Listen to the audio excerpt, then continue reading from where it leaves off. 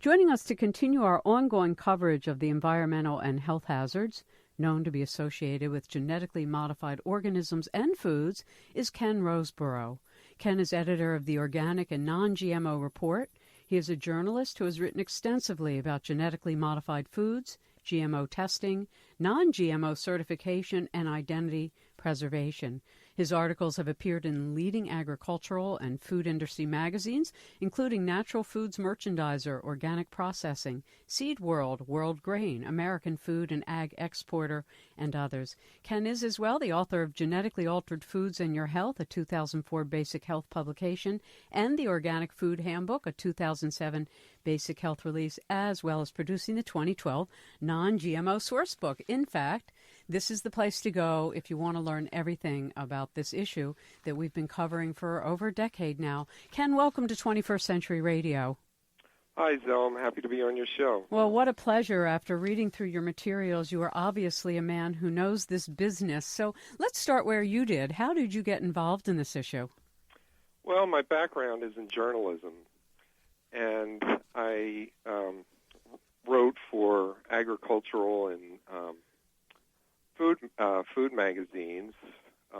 This was back in the late 90s. And then I took a job working for a company that does GMO testing. They test foods for genetically engineered ingredients. And I was writing articles for them for trade magazines to promote their services.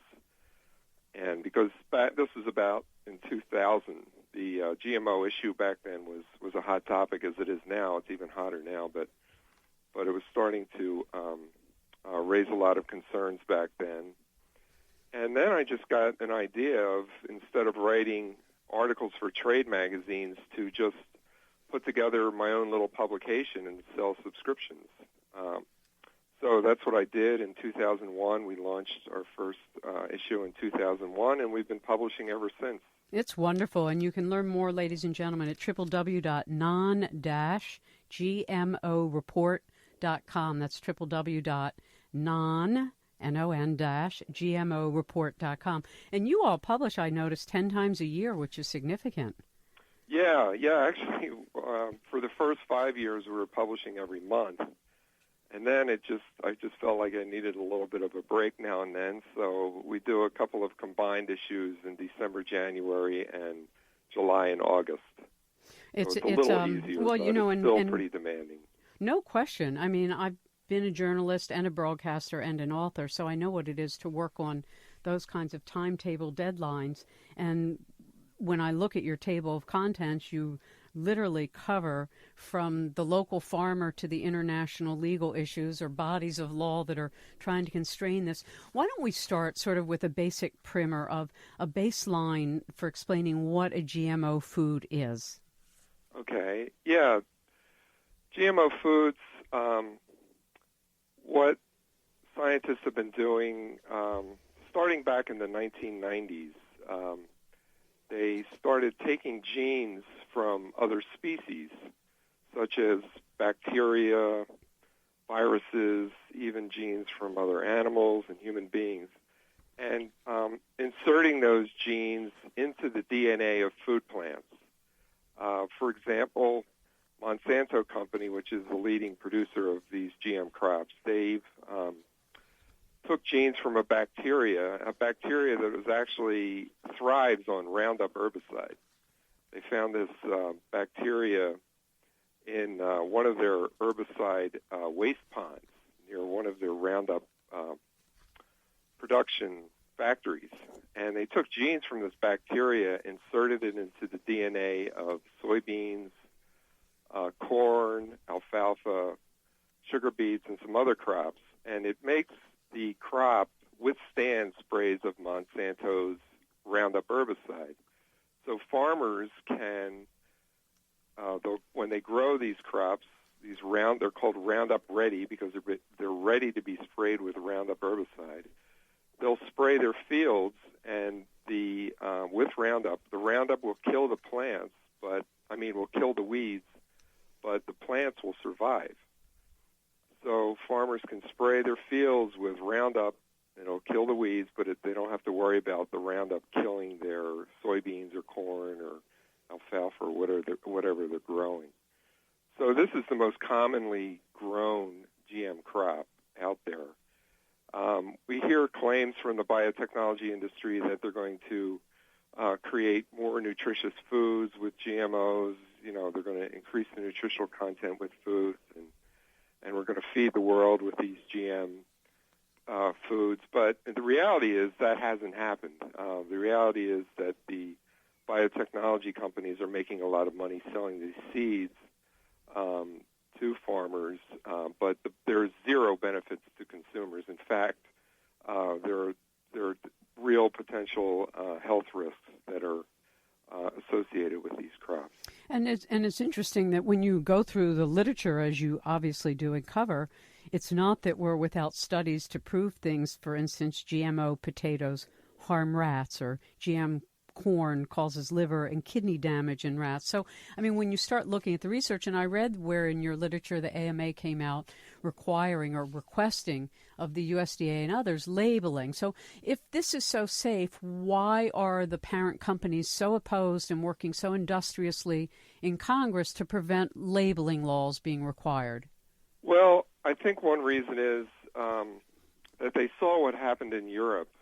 When Europe introduced mandatory labeling of genetically engineered foods back in the late 1990s, the food companies there did not want to put a label on their food, on their products. So in order to avoid putting a GMO label on their products, they stopped buying GMO ingredients.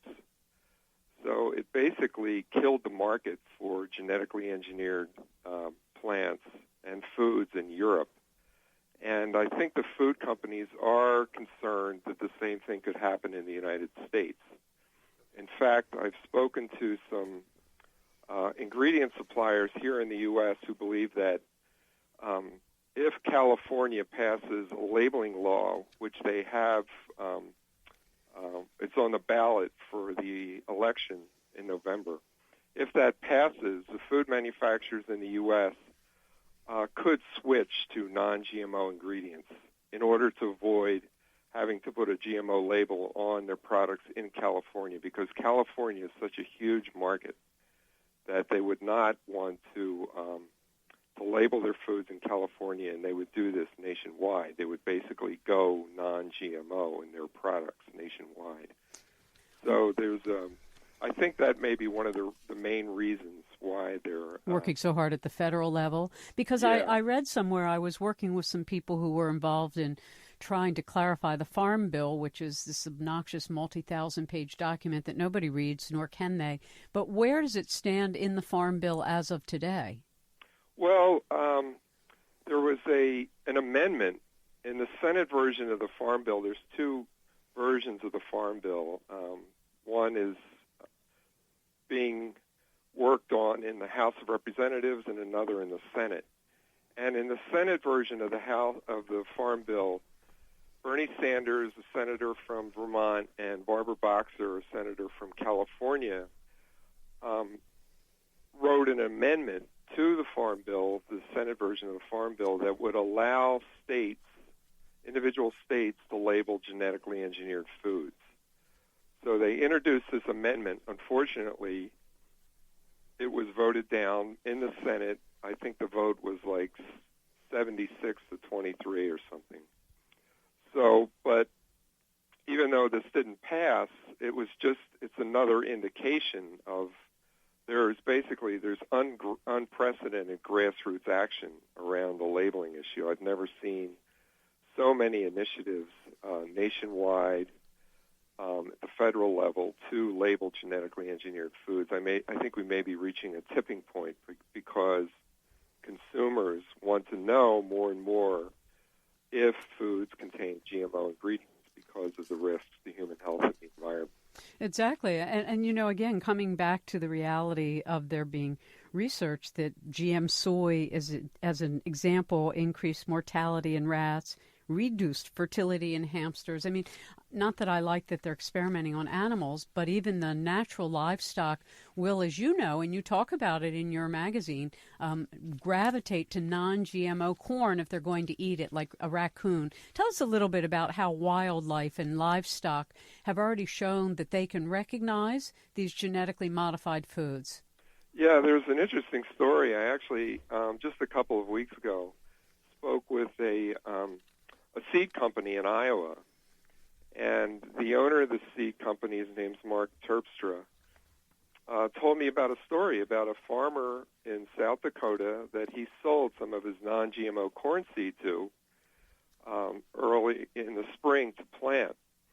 So this farmer planted, he was planting the Roundup Ready GM corn.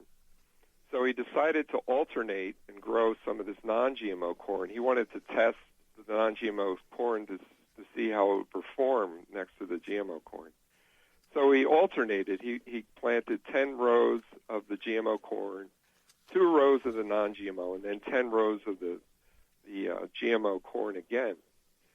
So one morning he went out to his fields in the summer, and this was when the corn was kind of becoming mature. The kernels were ripening.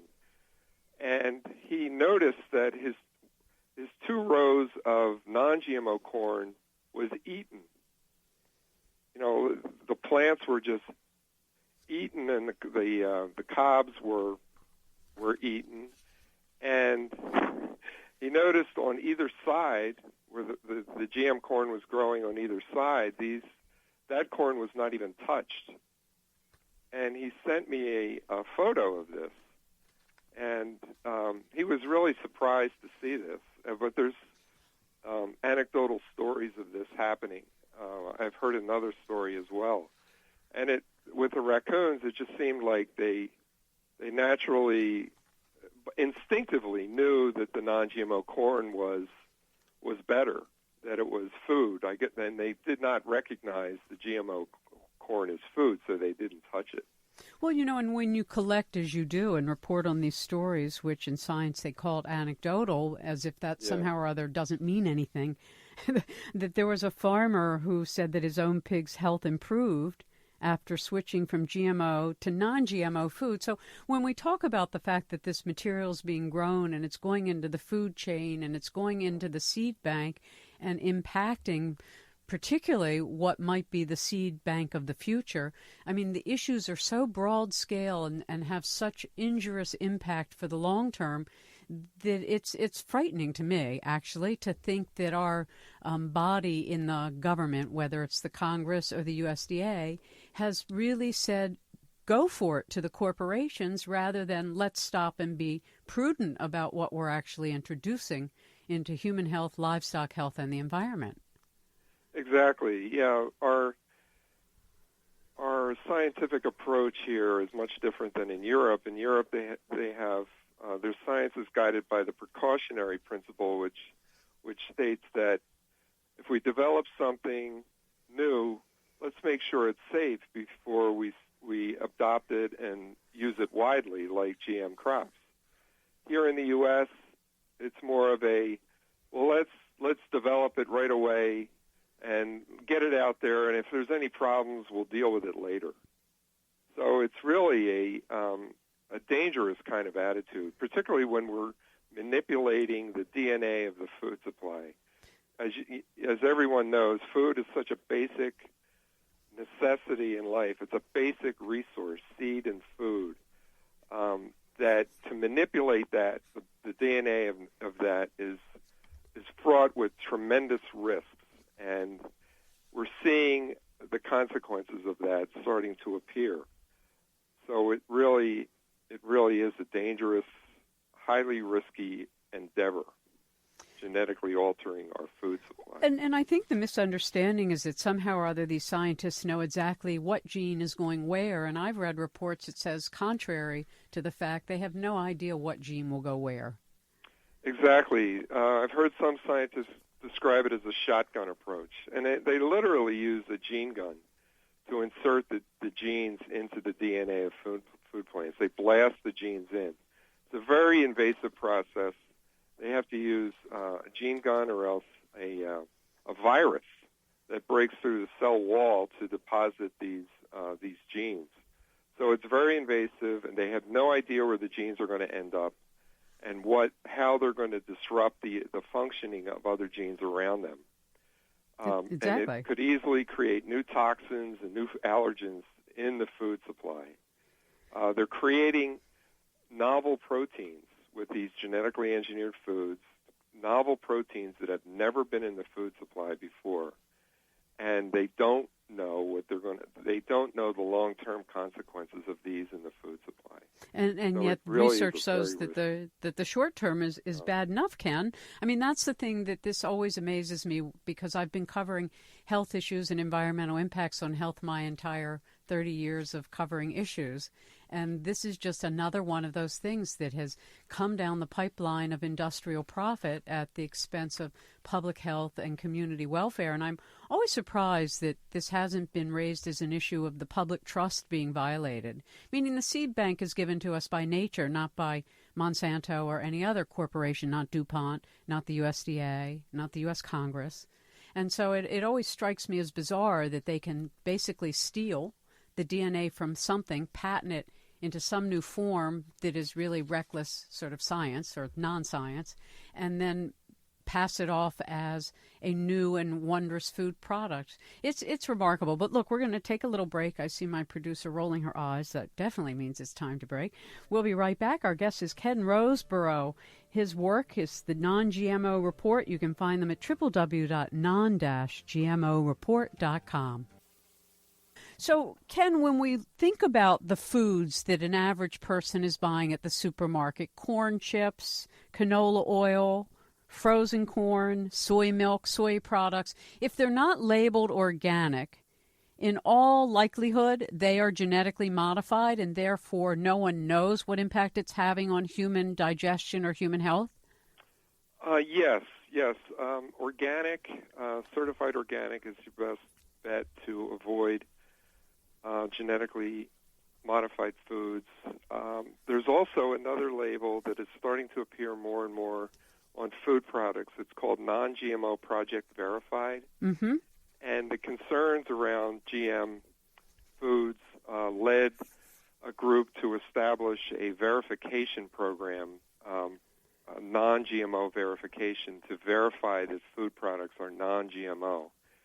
So increasing number of foods, particularly right now in natural food stores, have this non-GMO Project Verified label.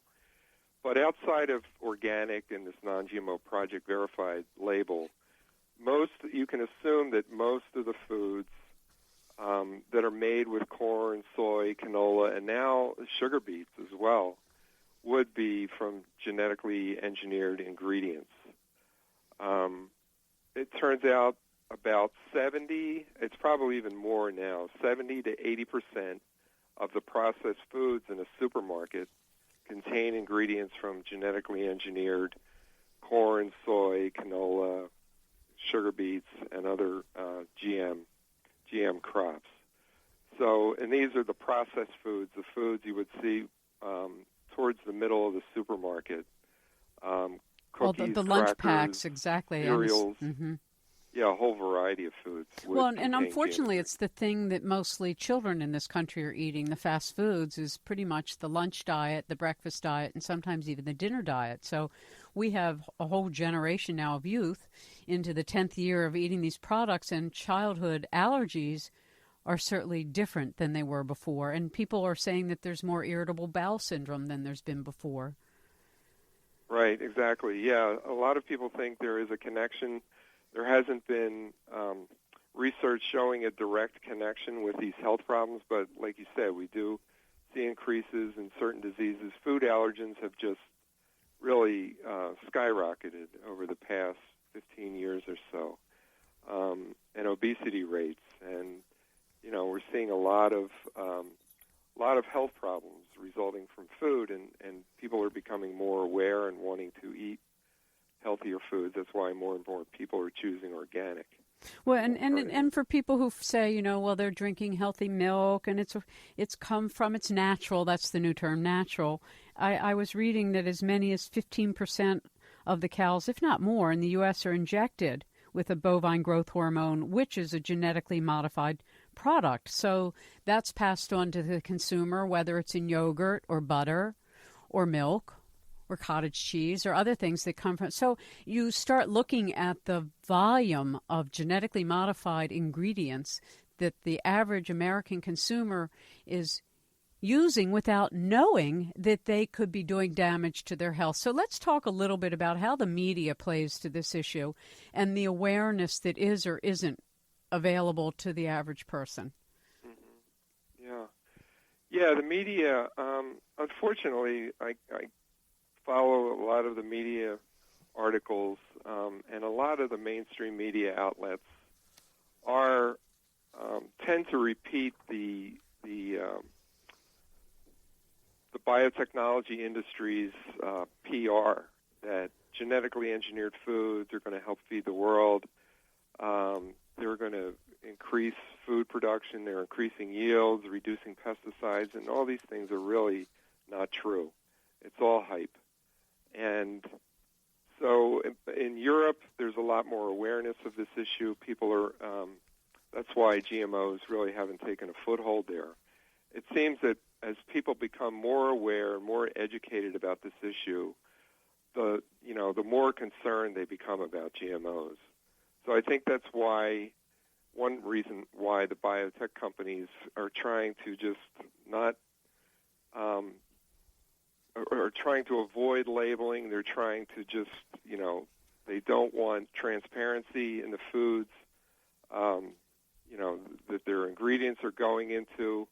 So they're just trying to block information, consumers wanting information. And increasingly, consumers want more information. They want transparency. We saw last spring when food manufacturers, when consumers feel that food manufacturers are trying to hide something, there's going to be a huge backlash. We saw that with the pink slime incident with this lean, finely textured ground beef, when consumers found out how this product was made, which repulsed a lot of people. There was a huge backlash, and the company who made this product, was forced to shut down several of its plants. So it should be a real cautionary tale to these biotech companies who are trying to hide the fact that their products contain genetically engineered ingredients. Well, and it's always heartening, like Eric Herm, who I interviewed, and others who you interview in your wonderful report, Ken, Non-GMO report, in that they're discovering for themselves how bad the herbicides are, or they're discovering, how their cows are being impacted, or that they themselves recognize that they're not healthy, or that there's more weeds and they're using more herbicides than ever because there's these kinds of transmutations that take place, and then you get the super weeds and super bugs and things that nobody intended but are the natural result of the way nature responds to an assault. I mean, when you talk to farmers, what seems to be the thing that flips them from using GMO to not? Well, I just spoke with a farmer about a month ago. I wrote an article about him. He's in Illinois. He's a corn and soybean farmer, as most farmers in the Midwest are, and he's a member of the Illinois Soybean Board, and he stopped growing GMOs. GM corn and soybeans, he went back to non-GMO corn and soybeans because you mentioned the super weeds.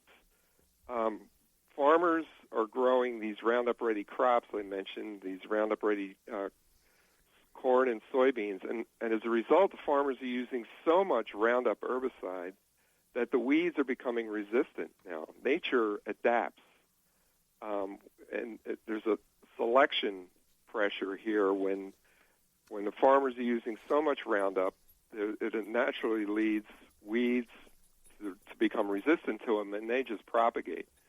So this farmer in Illinois was having weed resistance problems. He wasn't getting the yields that were claimed by the biotech companies. So he went back and he switched back to non-GMO corn and soybeans, and he's concerned about the health implications of these GM foods, and he thinks they should be labeled. Well, and I also read one of your reports that there was a drought-resistant GM corn by Monsanto called Drought, but it was recently panned by both the USDA and the Union of Concerned Scientists because it doesn't work and there's more natural ways to create drought resistance. Yeah. It didn't perform very well at all, and as you mentioned, the USDA panned it. Union of Concerned Scientists did also. And I read it's interesting because I read about there's an effort by corn breeders at Purdue University to develop non-GMO drought-resistant corn. And I read about these breakthroughs that are done with conventional plant breeding, non-GMO. They're not using GMOs, but they don't get the publicity. They don't get the ink that the GMO crops do. And it's a shame because they can do everything pretty much using conventional plant breeding that the genetic engineers are doing, and the seed would cost the farmers a lot less. Plus, their seed would be reproductive. I mean, there are so many issues, and one of them, of course, is maintaining sort of the integrity of the seed bank. So talk to us a little bit about that and how that is becoming an issue. Yeah, it's a huge issue because the biotech companies, Monsanto and DuPont Pioneer and Syngenta, they control a huge percentage of the seed industry. There's 6 companies, and they control something like 50 to 60, maybe more percentage of the seed industry.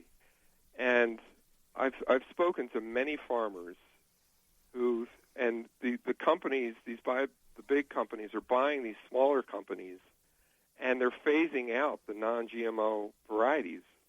I see it a lot with corn and soybeans, that I'll talk to farmers who say, yeah, I'd like to grow non-GMO corn or non-GMO soybeans, but I can't find the varieties because the biotech companies are taking them off the market. So on the very dark side of this pendulum is also population control, food control, and potential control of who lives and who dies. I mean, I know that goes to an extreme in terms of the thought process, but it's no different than corporations trying to take over water as a private resource. I mean, these are really serious developments in the world with the international tendency of corporatizing nature.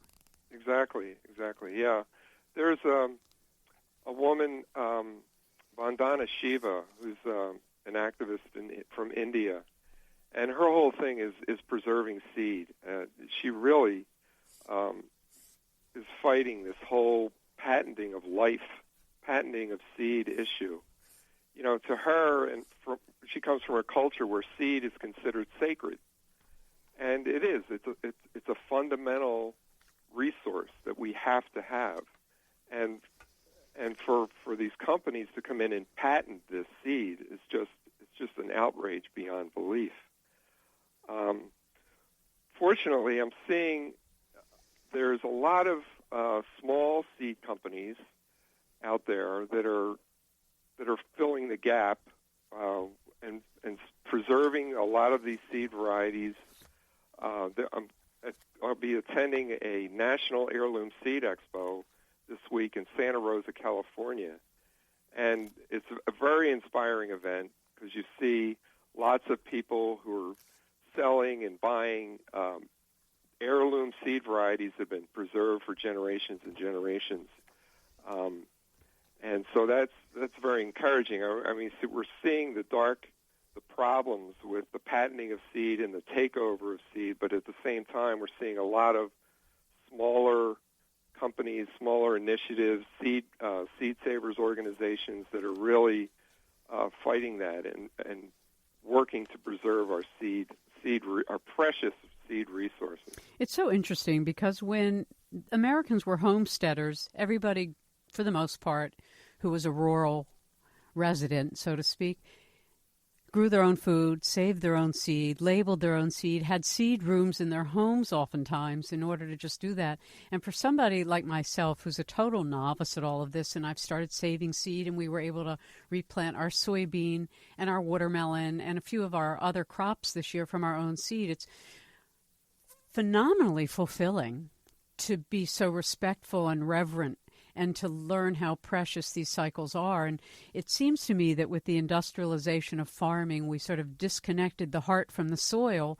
And fortunately, there are hundreds of thousands, as you point out, of small homesteaders now worldwide who are really trying to hold on to the earth for the earth's sake.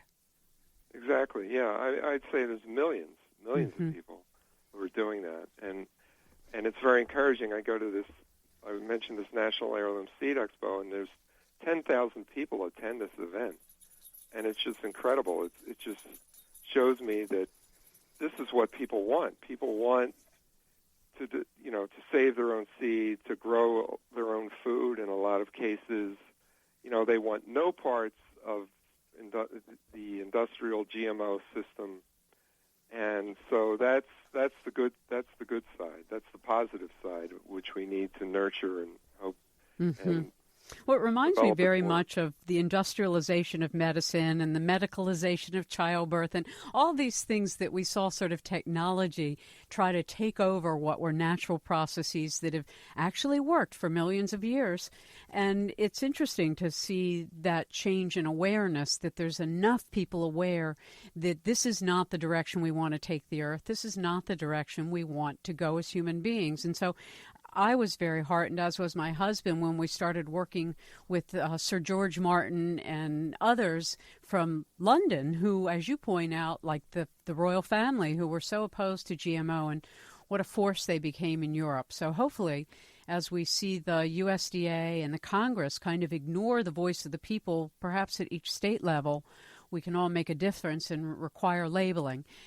Don't go away. We'll be back for more. You can follow up on your own and become a subscriber of this wonderful newsletter. Well, it's not a newsletter. It's a magazine. It's a report. It covers so many different issues, and also the positive of resources that you can use and where you can buy seeds and how you can know if you're a farmer that the soy you're planting or the corn or anything else is healthful. This is John Torgumson of Seed Savers Exchange at www.seedsavers.org, and you're listening to 21st Century Radio with Dr. Zohara Hieronimus. You know that group, Ken, don't you, Seed Savers? Oh, yeah, very familiar. They're about 200 miles from where I live in Iowa. Oh, well, they do a wonderful job, as you know. I think it's just fascinating how there have been organizations and Native American tribes who have been saving seed and being sure to preserve corn diversity. When you look at this issue broadly, I mean, it interests me that in your organic and non-GMO report of this month that even the scientists who are genetic engineers are now saying that this is, and I just want to read this quote, research studies show that genetically modified crops have harmful effects on laboratory animals in feeding trials and on the environment during cultivation. They have increased the use of pesticides and have failed to increase yields. Our report concludes that there are safer and more effective alternatives to meeting the world's food needs. And these are authors who are genetic engineers who are saying, though, that in this application, it's reckless, it's crazy, basically. Exactly. Yeah, there are some scientists who are speaking out about this. And even like you said, genetic engineers, people who've done research on genetic engineering, have, in the process of doing their work, they realized that this was a technology that was fraught with lots of risks and dangers, and they decided to stop doing it. I know of one scientist who actually had a grant from the National Institutes of Health to do some genetic research, and he was doing the research, but then he just came to the realization that what he was doing was not good. There was potential harm there, so he returned the entire grant. So there are scientists out there who are raising concerns about this technology. when my husband, I didn't read this article, but he told me about seeing an article where some new research says that organic foods are no more nutritious than non-organic foods, which I find impossible to believe.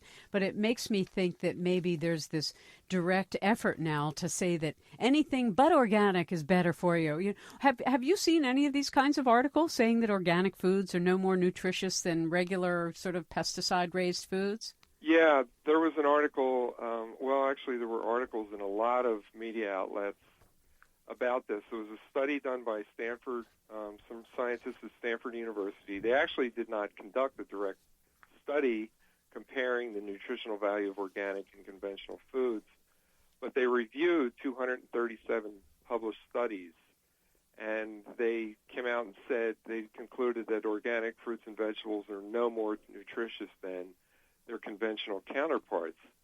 Well, in the same paper, they also mentioned that organic foods, the pesticide residues in organic foods are significantly lower than on conventional foods, and that organic meat products contains considerably lower levels of antibiotic-resistant bacteria than conventional meats. And they also mentioned that organic dairy products are higher in omega-6 and omega-3 fatty acids.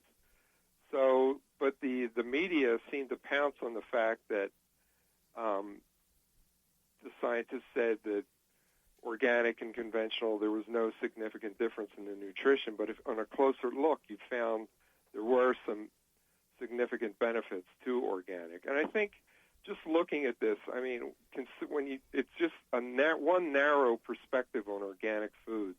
When you look at the whole picture, organic is so much better for the environment, for the soil. Organic farmers' soils are healthy and alive with beneficial microorganisms. And the farmers, the seeds, I mean, they're not using pesticides, the damaging pesticides and herbicides. Organic farms tend to be smaller, and it helps rural communities instead of having huge mega farms of corn and soybeans where the owners have sold out and they're not even present anymore. So we're seeing a lot of that in the Midwest, where these small farm communities have dried up because of the huge mega farms. Well, it's less than 1%, I think. All stages of the benefits of organic food. So to just look at one sliver of it just misses the big picture. Well, of course. I mean, if you have organic, you don't have polluted air, you don't have polluted waters, you don't have polluted soil. It doesn't go down the food chain. It doesn't kill the butterflies. It doesn't kill the insects. It doesn't kill off the healthy microorganisms. You don't have loss of topsoil. I mean, these are all just such wonderful things. It's so interesting to watch when a paradigm is shifting and the status quo is holding on because they have billions of dollars to do it, to spend lobbying Congress and to buy media time. And certainly we've seen it in this current election, that it's all about corporatizing natural resources and power. And I think that the organic food movement is really a bottom-up movement that is going to continue, because the average human wants to live a long life and they want their children to have healthy lives too. And once you become better informed, it's only common sense that tells you, well, what's better for me? Something that is poisoned with insecticides, fungicides, pesticides, and then highly processed, and to it they add antibiotics from the cattle or from the milk, et cetera. So it's heartbreaking, though, to me, Ken, to think that there's so many people, for instance, feeding their infants, a milk product or a soy product that has never been tested for an infant's consumption. And what we know from animals tested on it that were infants, they die, or they're much smaller, or their brains don't develop well, or they have digestive disease. Exactly, yeah. That's why education and awareness of this whole issue needs to grow faster, I think. I think awareness is growing. You can see that by the growth in the organic food industry. It's now over $30 billion a year, and it continues to grow rapidly. I think that some of the corporate interests that you mentioned are trying to stem that growth in some ways, putting misinformation out there in the media to try to dissuade people. But with the grassroots, with a bottom-up approach, that it can't be stopped. More and more people want organic, and we're seeing that nationwide. Whereas with the industrial ag, the GMO agricultural model is a top-down approach from the corporations. And there's no demand. I mean, like I've heard people say, how many people, when they wake up in the morning say, boy, I really want to eat some genetically engineered foods today. Nobody wants that. People want healthy, locally produced organic foods more and more. And I think that growth will just continue. And I think we are in a paradigm shift. I think we are on the verge of a shift, as you mentioned, to a food supply that is based on sustainably produced, organic, local foods. Well, prior to World War I, that was what was. Yeah, exactly. It was just, and it somehow or other has managed to sustain human beings for millions of years. But no, let's get the corporate profit motive in there and insert that above all and make that the number one goal. And it's tragic to me that this is the state of human affairs in the United States and in the world in some places where it's being forced on them. I love the story in your magazine in the legal battles area where Diana Reeves, who is a Connecticut mother, was furious, as you report, with the state legislators who caved into threats by Monsanto and the biotech industry to sue if the state passed a GM food labeling law. So now she's starting this grassroots movement for a GMO-free USA. But talk to us a little bit about Monsanto's use of their dollar to try to tell any state that if they go for labeling, they will be faced with a multi-million, if not $1 billion lawsuit. Yeah, they've done this. They also threatened Vermont. People in Vermont organized to introduce a bill in the legislature last spring to label genetically engineered foods in the state.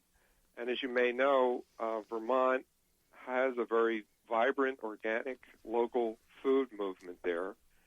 And so there was tremendous support for this labeling bill. It passed the Agricultural Committee. Actually, it passed it, I think it was 9-1. But then, and they had a public meeting about it at the State House, and there were several hundred people came to support it.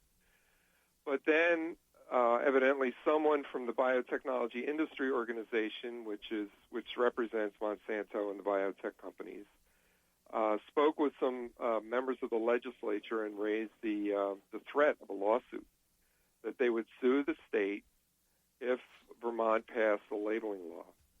So the lawmakers there basically caved. They gave in. And the same thing happened in Connecticut. So that's, the biotech companies, Monsanto has done this. They've, I believe when Vermont also passed a law about labeling foods that contain the growth hormone, RBGH. I believe Monsanto filed a lawsuit over that as well. So they just try to block any type of consumer right to know, which we do have a basic right to know about our foods. But Monsanto at every stage tries to block it.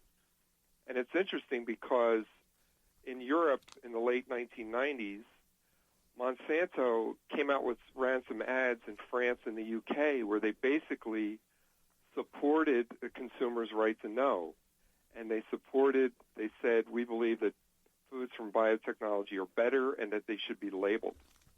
Well, if they said that back then, why don't they say it now in the U.S.?